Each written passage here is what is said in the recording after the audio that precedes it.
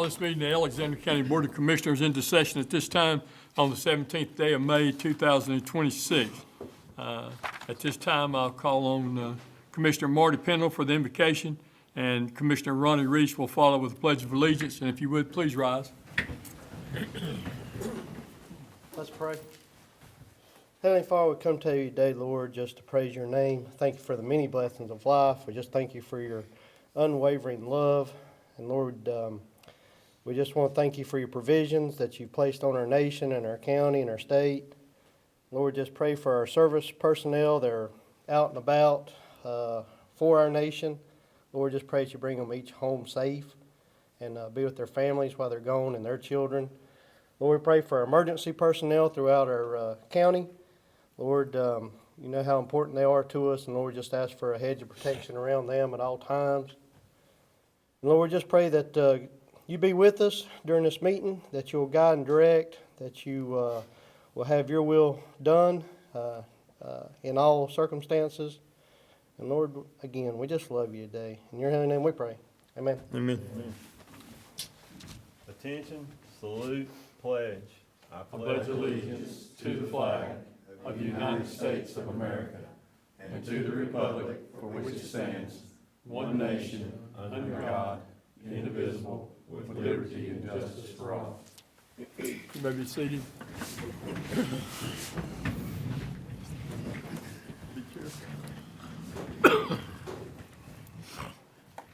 Does any commissioner have any report tonight? Mr. Chairman, I'd just like to make a message about, I was able to attend school visits, which actually I don't think we've had a meeting since that. That was in the middle of April. And got to spend a little time with our school board members and visit the schools, and that was pretty interesting to see where things have come from, and especially East Middle School. They've really made some improvements in the staff and everything down there. And I also was able to attend the National Day of Prayer on the Courthouse Park last week, and that was a blessing in itself to see several more people than what had been there normally, and then a lot of the pastors, elected officials, and people that came out to pray, and that's what we need, to be praying for each other and praying for our country. And it's just, I enjoy Alexander County, being here, and the benefits that we have. That's all I have. Anyone else? Mr. Chairman, just a housekeeping item. I may have to scoot out early because our number 6 child is turning 8 years old today. And I will be in trouble if I miss the shenanigans this evening. I'm gonna go ahead and announce this now. Okay. The thing that I'd want to call your attention to is on Friday, May the 15th at 3 p.m., the Foundation Forward dedicates the Charters of the Freedom, and the ACHS Marching Band and the ACHS Jazz Ensemble perform, and that'll be at the Alexander County Courthouse Park. That will be at 3 o'clock Friday afternoon. And also the thing that's going to happen, we're going to,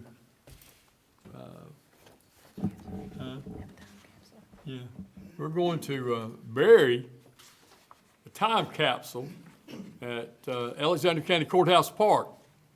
And it's got a lot of information on there about things that are going on here in the county, what's been happening, what's going on in the country, what's going on in the state, and several other things that's going to be in there. It will sit in there, I believe it's 51 years, isn't that right? 61. 61. It's the 300th anniversary of the Yeah, Constitution. the 300th anniversary of the Constitution of the United States.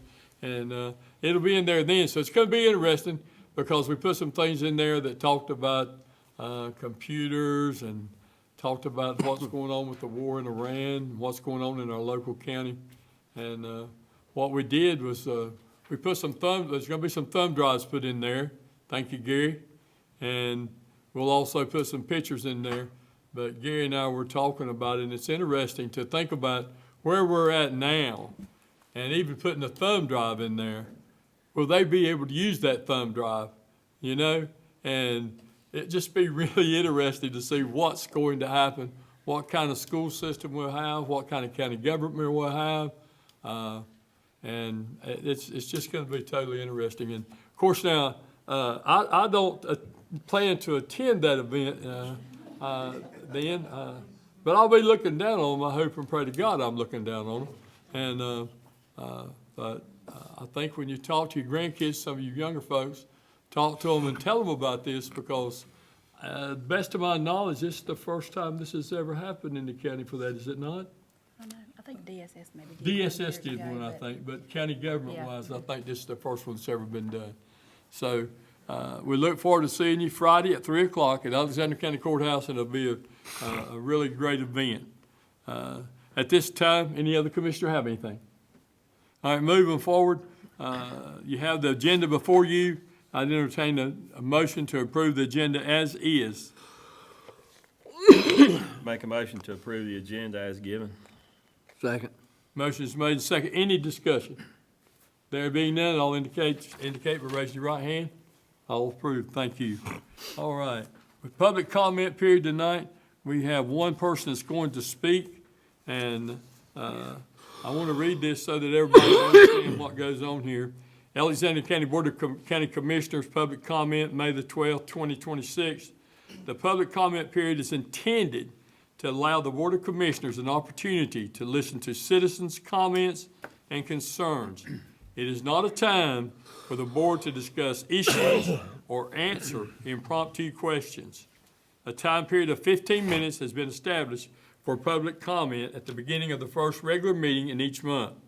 Length of comment for each speaker is limited to 3 minutes. Please select one spokesperson to represent a group of citizens with the same concerns or questions. Comments are to be directed to the board as a whole and not to individual members. Citizens will be expected to be civil and courteous in their language and limit comments to issues of public concern. Topics requiring further investigation will be referred to the appropriate county officials or staff and may be scheduled for a future agenda. Any citizens wishing to address the board during public comment shall call the clerk to the board prior to meeting to have their name placed on the list. And at this time, Madam Clerk, I believe we have one person, that's Gerald Miller, Sterling Road. Gerald, would you like to come forward, sir? And once you get up here, if you'd state your name, that'd be good. Thank you, sir. My name is Jarrell Miller, and I'm a lifelong resident of Alexander County. I'm here tonight to ask the Board of Commissioners for a comprehensive meeting and more time to negotiate on the project of Sterling Road. My grandmother is Etta Mae Miller. She has signed off on the project. However, upon learning the details of the plans, she has made it clear to everyone involved, including the commissioners, some commissioners, that she does not want a turnaround in her front yard. I understand that a turnaround is needed due to state regulations. From my perspective, this disagreement on where to put the turnaround can be resolved with a meeting to discuss a different location and/or negotiated compensation to my grandmother. I'm on board with the road. I want the road paved, as I know it would benefit all the landowners and the county itself. However, over the past few months, I have been in discussions with the Western Piedmont Council of Governments and multiple personnel inside of Alexander County to work out a deal where we all can be satisfied. Since those discussions, I have personally been made offers, but the fact that the turnaround spot has not been addressed is part of the deal that I've asked them to consider. I'm willing to accept the current offer that's been made to me by the county, but the main reason for me not signing is I'd like for my grandma to be happy in the whole deal. So I appreciate y'all's time, and I look forward to moving forward and working together, figuring out a good solution to it. But what they was, her main concern is just, there's other roads in the county that don't have turnaround spots, but they want to put a state highway. I mean, of course, y'all know a state highway and they've got to put a turnaround in their front yard. And I'm like, you know, that's something to consider. And I've asked a couple people just to come out, just to, Larry, I asked Larry and Sherry to just come out and just look at it at least, and maybe y'all can come up with a different, you know, location on where to put it at. So I appreciate y'all's time. That's all. Thank you. Thank you.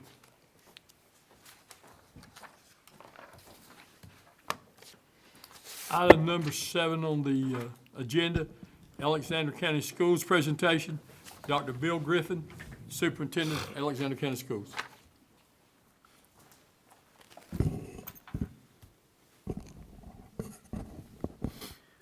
Good evening. Chairman Yoder, Vice Chair Lael, members of the commission, Ms. Starnes, and Mr. Mundy. I appreciate you guys giving me the opportunity to speak with you this evening about some of the things that we're doing in Alexander County Schools. As Mr. Reese alluded to earlier, we had a legislative day. We invited our legislatures and our county government officials on a tour of our school system. During that day, a lot of celebrations, a lot of things that we're certainly proud of. And I ended the day with a presentation of some things that we're doing with budgetary needs, some things that we're, again, proud of within the school system that I want to make known this evening, and give the commission opportunities to speak or ask questions with me about those things. So that's what I'm hopefully am prepared to do tonight. I typically don't stand behind a podium, so this thing is kind of in my way. I like to move around and talk to my audience and interact with them and engage. But we'll make do for this evening. As we look on the board, I noticed you guys have gone through a rebranding stage in our commission, in our county government, talking about the wonderful things that are going on in Alexander County. We too, in the school system, did this last year, and last summer we unveiled our new emblem. And we did this purposefully to make sure that we were heading in a positive direction and that we understood what Alexander County Schools stood for. The A, as you guys see behind you, is our new emblem that we finally agreed upon. We had a lot of tradition in our A, as though it was, and we didn't really want to get rid of that, but I had people ask me at times, well, what does the A stand for? Where's that star at the bottom of the A? So we went through and worked with many officials and students and citizens from around our county, and this is what we came up with. And as you'll take your eyes at a glance to the middle of that A, you guys will notice there's an arrow pointed upward. By design and some help from people within our cabinet, we came up with that arrow is our North Star. It's pointing upwards, and we're always moving and growing within our school system, and that star is our foundation of Gold Star standards that we're established upon. So now when we advertise and use our emblem, we know what the meaning is. We kind of know where we're headed. And again, that's a building phase and heading upward, and it's something that we're very, very proud of. And then on our next slide, we went through and had conversation and declared a new mission and vision. And that mission, again, from input from stakeholders and persons around our community and students and those within our school system, we came up with the mission of building a legacy of excellence. And that word legacy was something that continued to come up in our guided conversations. We want it to be enduring. We want it to be long-lasting. We want it to be what we do within the school system, something we're proud of for years to come. When they unveil that capsule in 60 years, we hope our legacy is something that we've done and built a strong foundation here in Alexander County. So very, very proud of that. And our vision is very simple. We want to be the educational choice of every child. When I speak to our employees, when I speak to our students and our constituents, ultimately we want to be able to say that parents are choosing us because they want our child to be part of our system.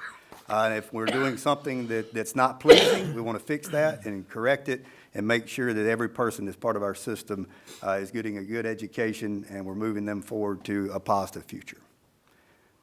And then we began having conversations about budget. And you guys have been very aware, you constantly are passing budgets year in and year out. That was something that we had to negotiate within the school system. Upon my arrival in the 24-25 school year, I was immediately faced with a shortfall within our budget. We knew, we had already declared that through our Board of Education and the cabinet that I have, that we had some work to do. We were not trending in a positive direction. So our team began work immediately. And part of that, I did a school tour in the fall of 2024, and I went out to every school, met with every employee and every person of our school system to talk about where we were in our budget, the things we were doing to improve our budget, and how we could be fiscally responsible. So we began those processes. Part of that conversation is on the next slide there. We began having conversations about our fund balance. You guys are very aware of fund balance, and as you see the graph up on the screen, you can see that we were trending in a negative direction. From 2017-18 to a fund balance of over $3.5 million to going down to just over $1 million. And the thing that was catching our attention the most was that year from 22-23 to 23-24, when I first got here, we had lost over $800,000 in fund balance that year. And our auditors and those that worked with us were projecting us to have one more year of fund balance before we were broke. At that point on that projection that the decline that we had going in the negative direction, we would have had just over $200,000 of fund balance left. So our Board of Education took it upon themselves with our administration to right the ship. We knew we had to do it immediately. It wasn't something we could do over time. It was decisions that weren't popular, but we knew we had to balance our budget. So our goal for that first year I was here in 24-25 was to use zero fund balance. And we went out, we talked to our constituents, we talked to our leaders, we talked to the family members, we talked to our personnel, and we told them our goal. And our goal was at the end of 2024-2025 was to use zero fund balance. Sherry Mahaffey, CFO, is here behind me, and her team went on a charge to make sure that we hit those numbers. And I'm proud to say at the end of that school year that we not only used zero fund balance, but we were able to put a little bit back. And get us back heading in a positive direction. So if we go to the next slide, please. We did that by, over the past 2 years, from 24 to 26 now, we've gained 41 positions. Through several of those positions, we ended up rifting to right the ship immediately. Most of those positions, we were able, through attrition, to offer jobs back to those employees, but we had to gain that capital in a hurry. So 41 positions have been captured in the last 2 years. We're still working on that to make sure that whatever we do, that we're operating appropriately moving forward, and that ultimately communicating with each of our members of our staff to know how we're operating, what we're trying to do, and why we're trying to do that. To that point, this is a graph that came out this year. This can be found on the North Carolina Department of Public Instruction's webpage.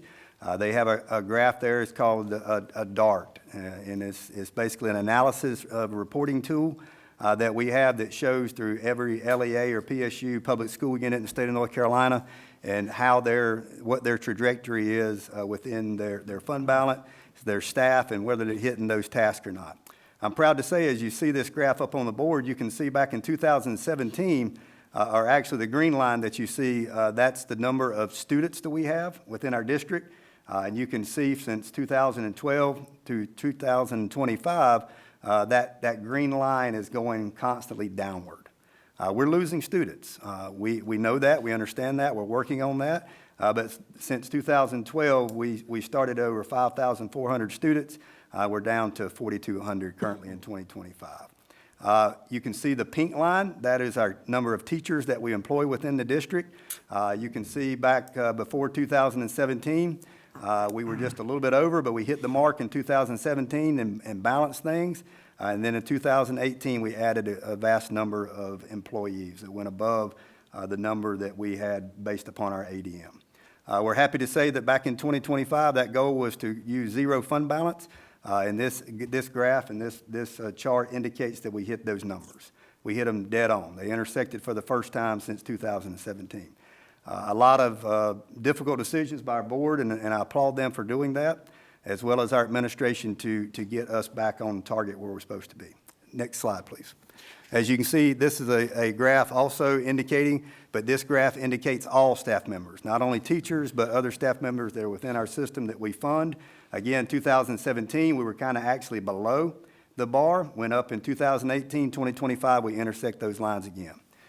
Just proof that we're doing what we say we're going to try to do, and I'm proud of, again, our administration and our team for hitting those goals and meeting those standards that everybody holds us to. So I coined this phrase. As I went around and began talking to each of our persons, I told them that our goal is that we have to continue to operate within our means. Working with our CFO, Ms. Mahaffey, those were goals that we had to establish. Those were conversations that we had to have, and they can't be just a one shot in the arm. They have to be constant, they have to be ongoing, and we have to continue to hit our goals and our marks. Some of those proof that we did last year, and these are just numbers that we pulled together, the financial improvement, we went from losing $800,000 a year to righting the ship and putting a little back at a sum of $1.19 million that we transitioned there. We put some funds back from EC, from grants, from school safety and some grants, a Golden Leaf grant that I'll speak to you in just a second that's worth $1.8 million. And then additional grants have been written by various departments in our CTE program of $255,000. In 1 year, this team has put back in our school system a little over $3.5 million. And I'm proud of that. I'm proud of the fact that we're operating within our means and we're being fiscally responsible with the funds that we're given. Next, please. Our curriculum and instruction department, led by Dr. Amy Bowles, is doing some amazing things. Dr. Bowles, along with myself and Principal Lee Swanson and Assistant Principal Jessica Cook at East Alexander Middle School. We wrote a grant last summer and was approved. We had to go through the interview process. We were approved at that time. We were one of 14 schools across the state of North Carolina that received these funds. And we received a Golden Leaf grant worth $1.8 million over 5 years. Please realize that is not cash flow. That does not mean that we get a check to use those funds any way we want, but we can use those funds to improve our instruction and do things that are going on, professional development and support that are going on within that school structure that I'm happy to report is going well. We also began to understand that we were losing numbers on ADM at Ellendale Elementary School. So we came up with an innovative idea in turning that school into a school of innovation, a STEM school. Happy to report that we've had right at 40 family members that have been given the opportunity to attend school that were outside of that district for next year. So our numbers are trending upward at Ellendale, and we're very proud of where we want to be. Of course, year one will be full of trials and tribulations and probably a lot of errors, and we understand that, but we want to take that school to something we're proud of within this county, and we want to make sure that we celebrate that, not only within this county, but around bordering counties as well. That's an amazing community, an amazing school, and I want to do nothing but make it better. We've also been part of an initiative called High Country STEM, to where us and 7 other bordering districts around our area have been chosen in the western part of the state of North Carolina and supported by the Science and Math Technology Center out of Durham and the Successful Practices Network, where we're funded to begin some STEM initiatives across the western part of the state. Currently, there's a corporation called STEM East, and we've been selected to be part of High Country STEM, and I think it's going to bring some amazing things into our school system, so I'm very proud of what's going on there. Next, please. This is just a visit that we had from our state superintendent, Mo Green, the April 30th of the month. And Superintendent Green and his entourage came in to East Alexander Middle School. Our Board of Education was there, as well as other constituents. And I'm just proud of the work that's going on there. Not only did we receive a grant, but we're putting it into practice. Our faculty and staff has bought into what's going on there. Our students have bought in. As you can see here, our superintendent was led around by 8th grade students from that school. The maturity level, the improvements that are taking place there are amazing, and I expect them to continue. Also, amazing things going on at West Alexander Middle School as well. So I'm very proud of West also. Next, please. This is just some things that I kind of hang my hat on. As superintendent, we kind of have a mantra that we believe in, some things that put in place for this school year. I was able to go around to each of our buildings this year and talk to our faculty about the importance of where we are. And these are some things that I believe to be true. Number one, success does not come from a position or title. It comes from action. Whether you're superintendent or a custodian, it doesn't matter to me. Each position is just as important. And those actually within the building, within the structures that we have, are way more important than what I do in my office. And hats off to those persons, that success that they do and what the job that is seen by our students is extremely important, and I'm proud of them. The work that we do is important, and we must stay the course. I truly believe in all of my heart that what we do in education, the career choice that we've made with our teachers is one of the most important careers in our world today.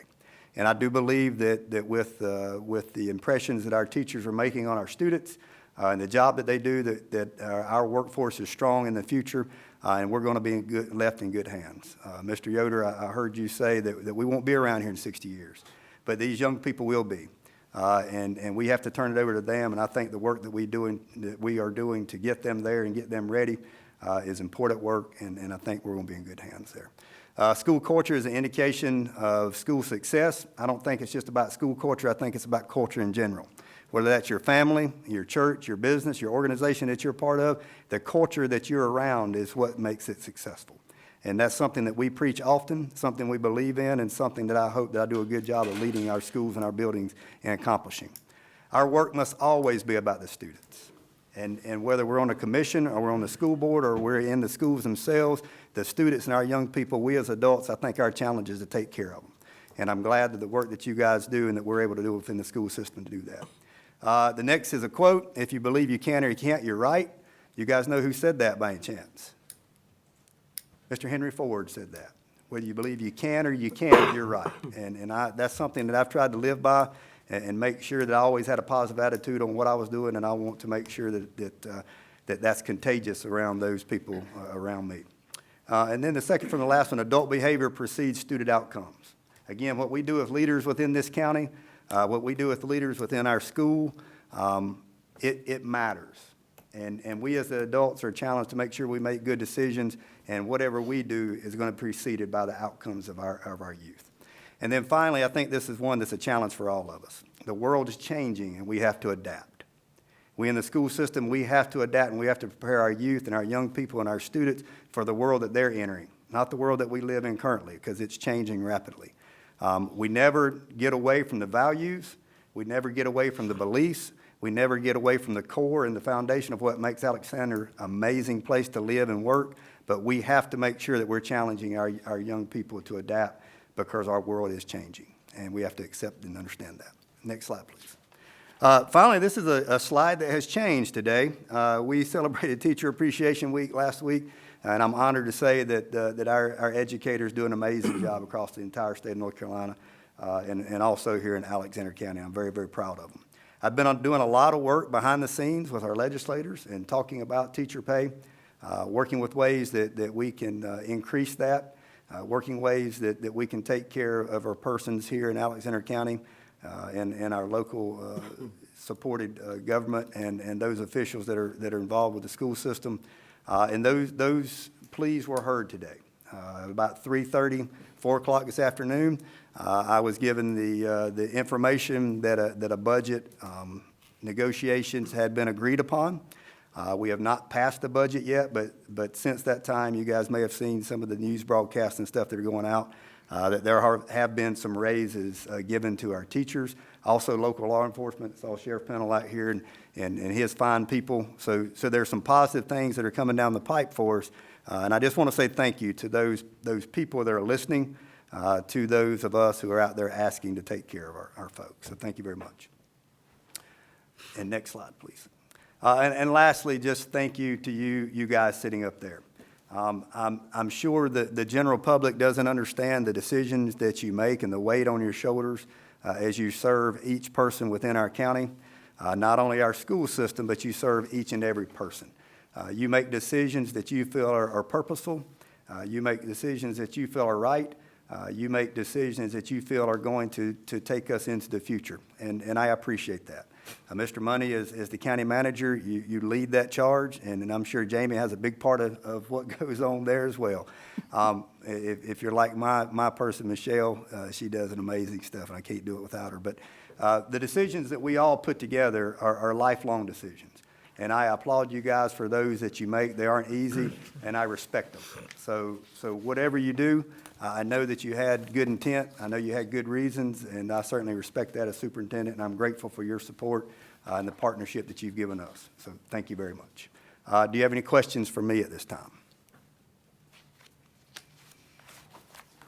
The only thing I've been hearing is really good things in the last several months from the people in the community.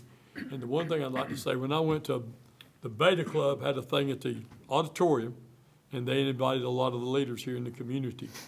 And I had an opportunity to go to that, and it was very interesting.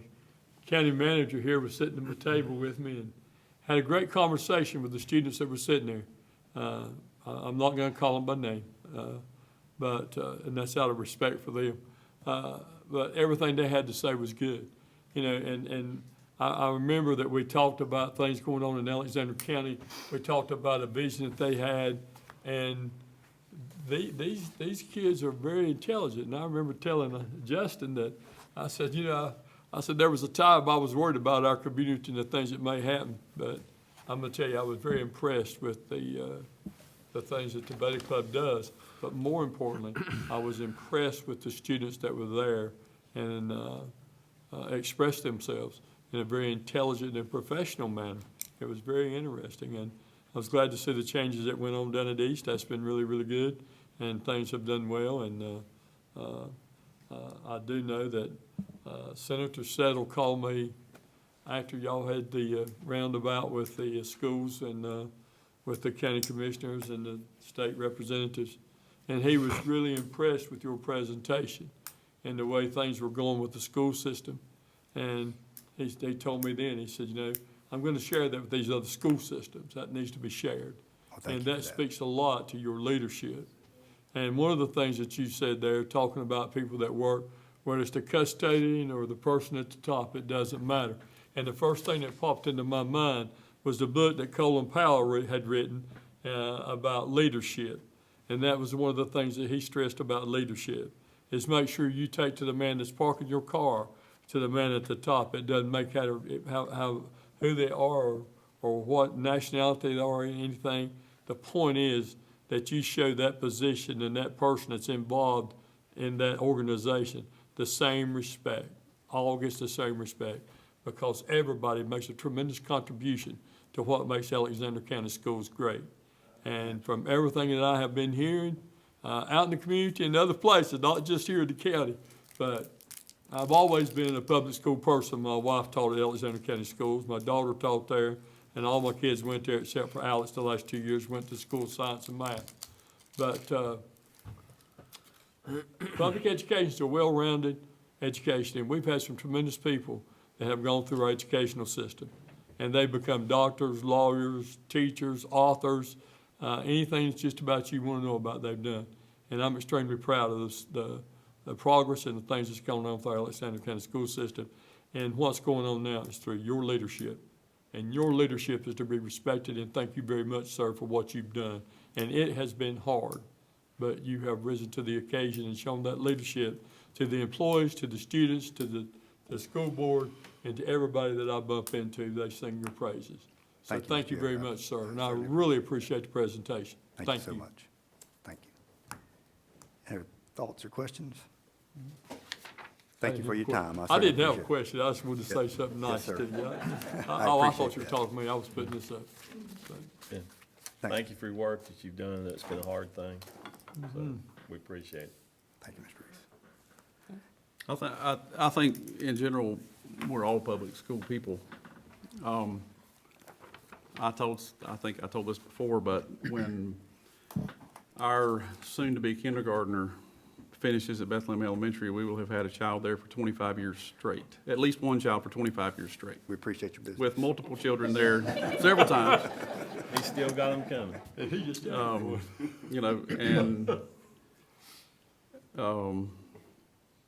I mean, right now I have two at the high school and two at Bethlehem Elementary. I have one that graduated from early college, one graduated from AC.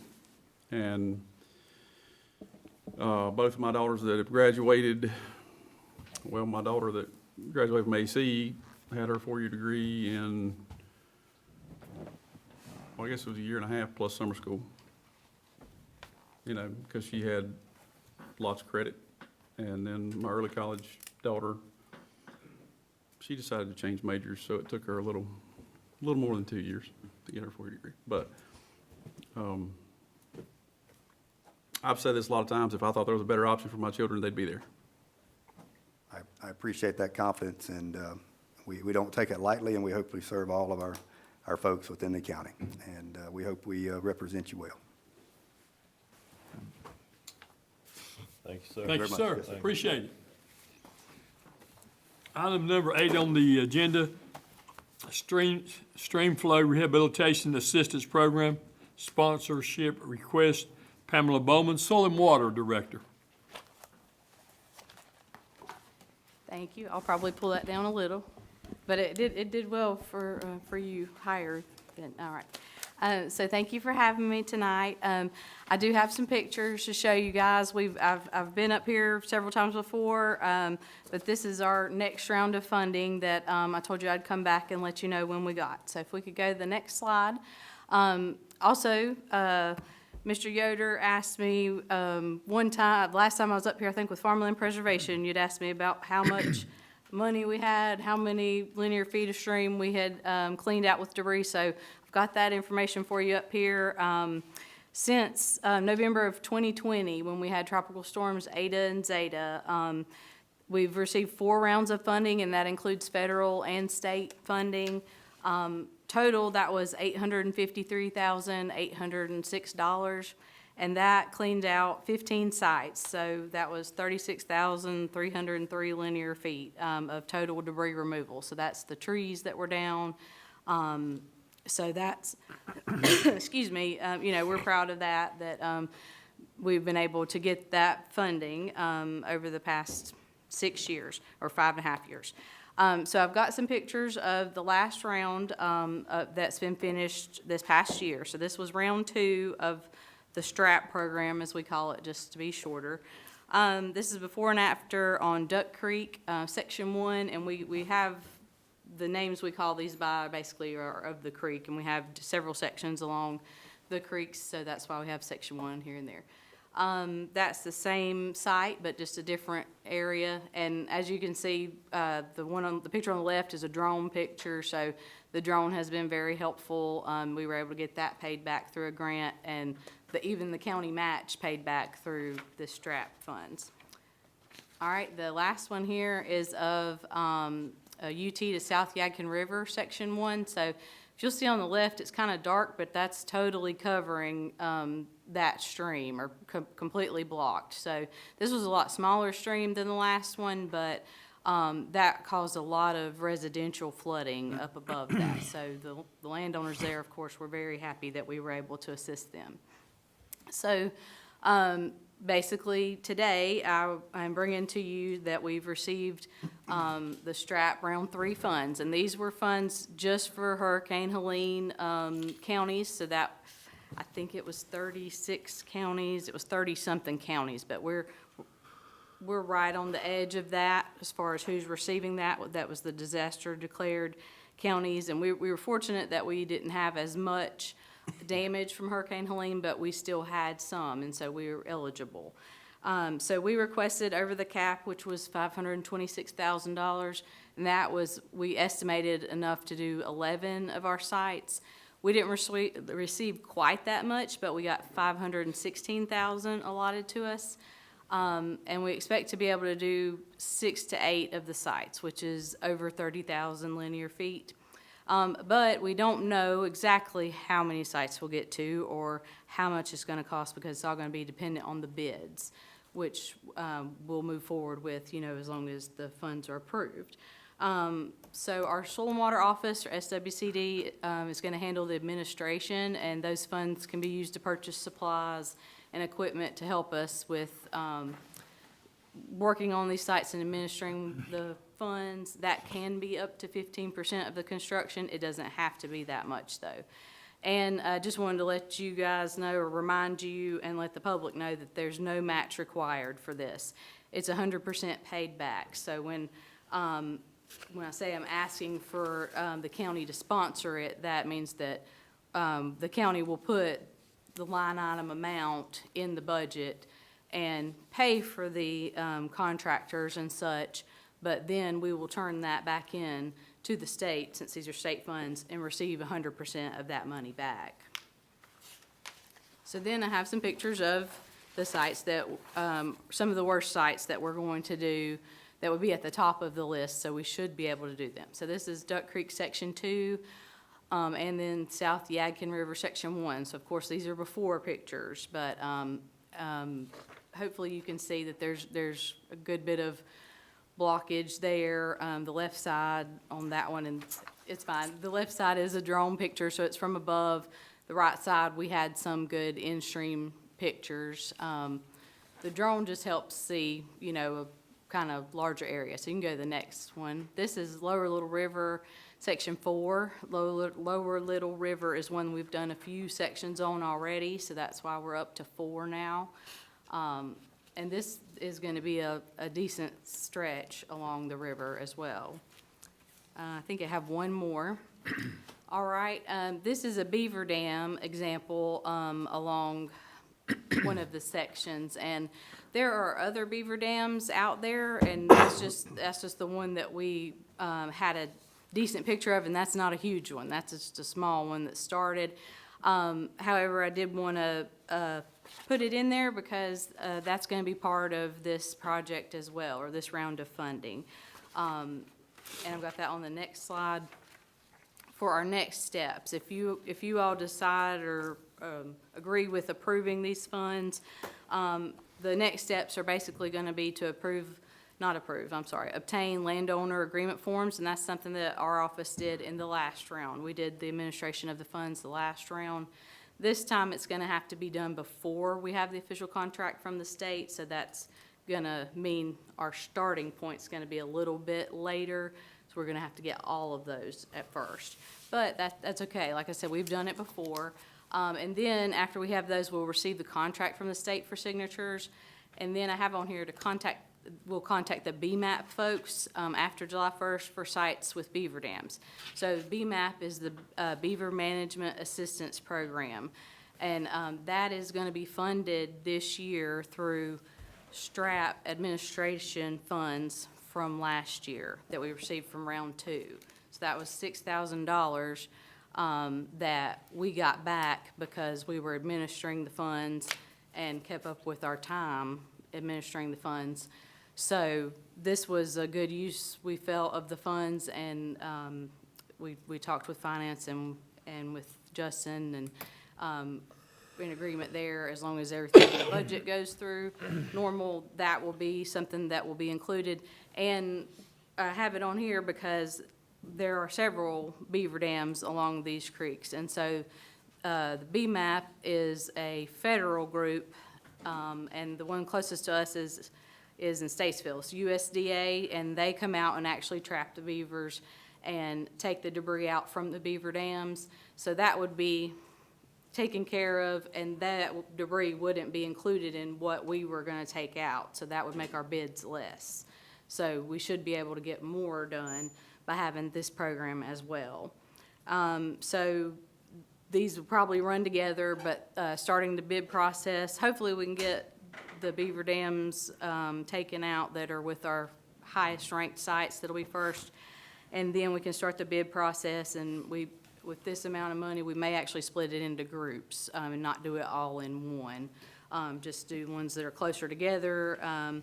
This contract goes through December 2028, so we hope to not take that long to do it, but it is a decent amount of money and a decent amount of length, so we have that long if we need it. So that's all I have, but do you all have any questions? Thank you for the information. You're welcome. You know, and I think it's great to do these pictures like this so people can see, because I know when it first hit, a lot of our creeks and streams were really hit hard. And you all have done a good job of getting them cleaned up.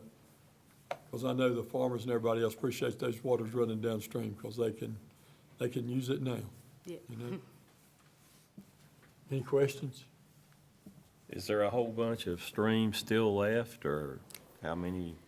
I guess every stream was pretty much touched in the county, wasn't it? Well, right, so there are several that we still have on our list. However, we're gonna get the worst ones with this. So we've had a few people contact us since this was sent in, and so they're basically added to the list. I want to say it's like 10 or 15 that are still on the list below this, but some have changed, some have, over 5 years, and we've had them added to 5 and 6 years, the debris moves downstream and we have additional, so we always check back, before the next funding and with new people, but, we're making a good dent in it, so, hopefully strap round 4, we'll send out and ask for any new applications. We do hope we get more money, but also we hope we don't have the storms where we would need more money, so. Yeah. Yeah, of course. We'll see how it Thank you. goes. Thank you. Thank you. At this I time, do need, yeah. right. At this time, I'd entertain a motion on the Streamlined Rehabilitation Assistance Program. Make a motion to approve the streamline assistance as given by Ms. Bowman. Second. Motion is made and seconded. Any discussion? There being none, all those in favor indicate by raising your right hand. Those opposed likewise, motion carries. Thank you. Thank you. Yes, ma'am. Item number 9, budget ordinance amendments, number 26 through 28. Mr. Justin Mundy, County Manager. Thank you, Mr. Chairman. So there's 3 budget ordinance amendments in front of you tonight for consideration. Number 26 is to increase the register of deeds budget to cover estimated expenses for the remainder of fiscal year 26 for payments required by the state and to reflect revised revenue projections. It's also to increase the JCPC budget for fiscal year 26, state discretionary funding awarded to the Aspire JCPC program, and also to increase the detention center budget for estimated medical supplies and inmate medical bills for the remainder of the budget year. We had some large bills come in, approximately $14,000, $18,000, and $21,000. Budget ordinance number 27. This budget ordinance amendment is to increase the EMS budget to cover estimated expenses for the remainder of fiscal year 26 for medical billing services and increased retirement expense due to more full-time employee hours. It's also to transfer funds from the governing body budget to the EMS budget for the architect fees contract for the EMS Station 2. Instead of accounting for this project as a separate capital project fund, we thought it was best, in speaking with Jennifer Herman, to just, account for this project in EMS capital outlay budget. And it's also to transfer funds from the public buildings maintenance budget to the library budget in order to complete a paving project at the library in the current budget year. And then number 28 is to increase the landfill budget to cover estimated tire recycling and disposal expenses for the remainder of fiscal year 26. And all 3 of these budget amendments do not need fund balance. Any Thank you. questions or comments?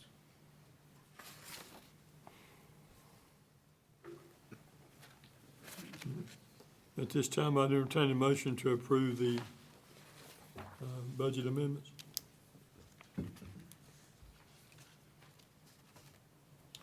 Mr. Chairman, I make a motion that we approve the budget amendments as presented. Motion has been made and there's a second. Any discussion? There being none, all those in favor indicate by raising your right hand. Those opposed likewise, the motion carries.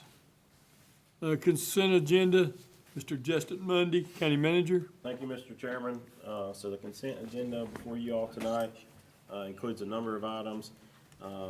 Some routine items like tax abatement adjustments and refunds, some minutes, appointments to JCPC, a line item transfer report, a resolution opposing modifications to county property tax authority, a resolution to commit fund balance for the year ending June 30th, 2026, an ALS Awareness Month proclamation, renewal of agreements with institutional medical services and correctional behavioral health for inmate care, an interlocal agreement with the town of Taylorsville for Sterling Road condemnation costs, records retention and disposition schedule for the Register of Deeds, revised JCPC funding plan for fiscal year 25-26, a request to surplus several sheriff's office weapons, and some personnel policy revisions.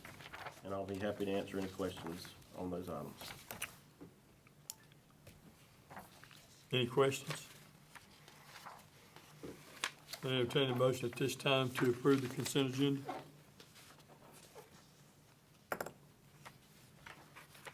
Make a motion to approve consent agenda as given by Mr. Monday. Second. Motion's made second. Any discussion? There being none, all those in favor indicate by raising your right hand. Those opposed likewise, the motion carries. Thank you. Item number 11, we'll have a closed session under General Statutes 143 through dash 318.11, paragraph A, subsection 5 and 6 for contractual and personnel. We will adjourn to closed session at this time. We will re-adjourn for dismissal only. Make that in the form of a motion. Second. Any discussion? If not, all those in favor indicate by raising your right hand. Those opposed likewise, motion carries. Thank you.